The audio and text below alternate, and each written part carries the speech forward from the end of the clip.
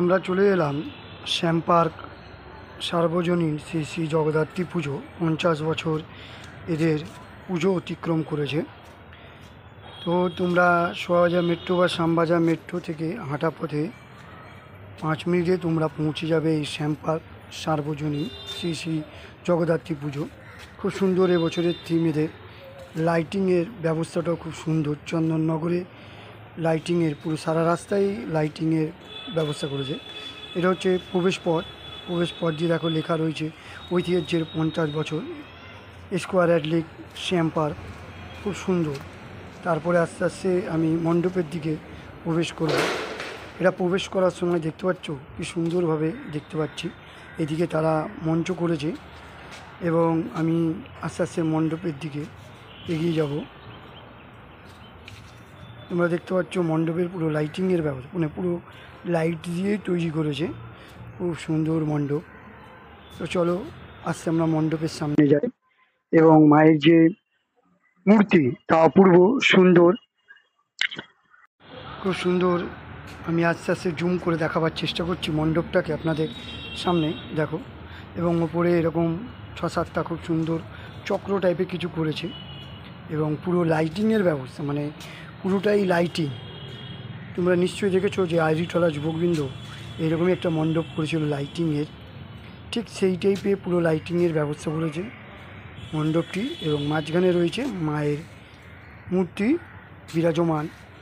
সেটা আমি আস্তে আস্তে আপনাকে মণ্ডপের ভেতরে নিয়ে গিয়ে দেখাবো। এটা হচ্ছে উপরে যে স্ট্যাচু, সেটা আমি দেখাচ্ছি। উপরে যে স্ট্রাকচারটা তারা তৈরি করেছে দেখো, সামনের দিকটা এইভাবে তারা খুব সুন্দর, মানে অপূর্ব।